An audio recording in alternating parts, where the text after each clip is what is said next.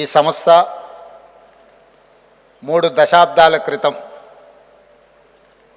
పెద్దలు అన్నగారు కీర్తిశేషులు నందమూరి తారక రామారావు గారి చేతుల మీదుగా ప్రారంభమై తెలుగు భాషను భావాన్ని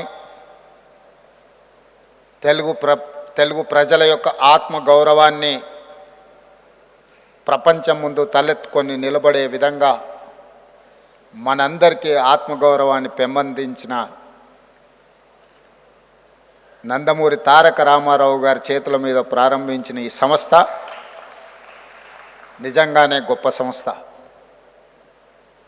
మొదటి సమావేశం హైదరాబాద్ నగరంలో జరిగితే మళ్ళీ 12వ సమావేశం హైదరాబాద్ నగరంలో జరగడం చాలా సంతోషకరం, ఆనందదాయకం.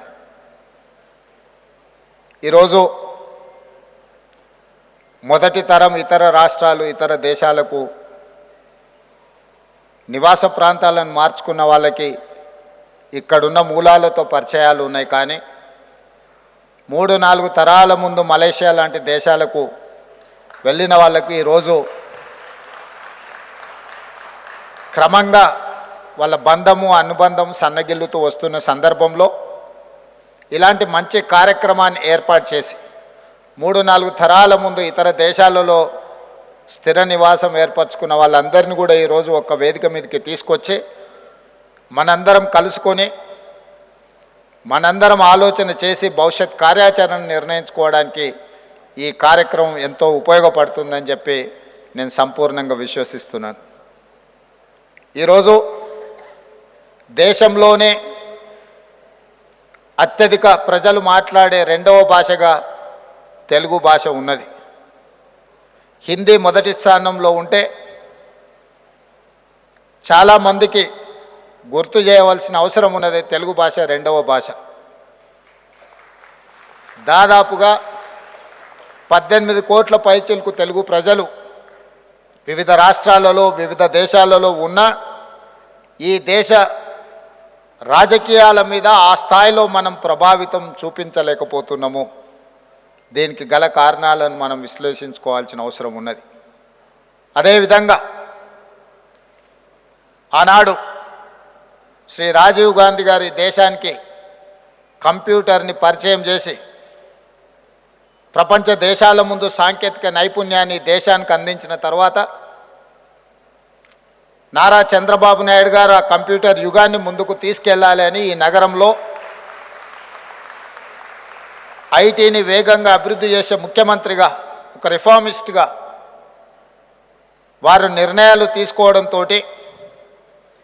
ఈరోజు ఈ ప్రాంతమంతా అత్యంత ఆధునిక సాంకేతిక నైపుణ్యంతో అభివృద్ధి జరుగుతుంది. ఈ అభివృద్ధి ప్రపంచంతోనే పోటీ పడే విధంగా మనకు అవకాశాలను కల్పిస్తుంది. ఆర్థికంగా అభివృద్ధి పదం వైపు నడపడానికి ఉపయోగపడ్డది.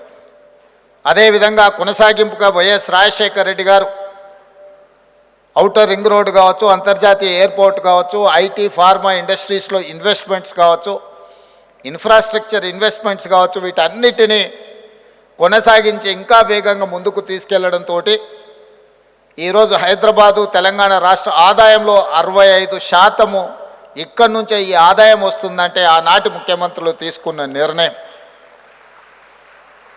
ఇదే కాదు, దేశ రాజకీయాలలో ఆనాడు డాక్టర్ నీలం సంజీవరెడ్డి గారు, పివి నరసింహారావు గారు, నందమూరి తారక రామారావు గారు చూపించిన ప్రభావం, వారు పోషించిన పాత్ర, ఆ తర్వాతి తరంలో కాకా వెంకటస్వామి గారు, జైపాల్ రెడ్డి గారు, వెంకయ్య నాయుడు గారు, 2వ తరంలో వాళ్ళు జాతీయ రాజకీయాలలో వాళ్ళ ప్రభావాన్ని చూపించారు.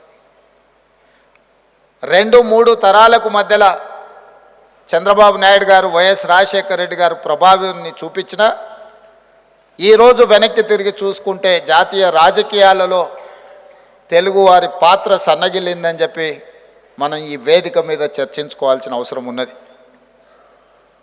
సుప్రీంకోర్టు చీఫ్ జస్టిస్గా ఎన్వి రమణ గారు, ఉపరాష్ట్రపతిగా వెంకయ్య నాయుడు గారు, ఉత్తమ పార్లమెంటేరియన్గా జైపాల్ రెడ్డి గారు రాణించిన సందర్భాల నుంచి చట్టసభలలో తెలుగు వాళ్ళు మాట్లాడతారా ఎవరైనా చూద్దాము అని ఎదురు చూసే పరిస్థితులు ఈరోజు మనకు దాపురించినాయి.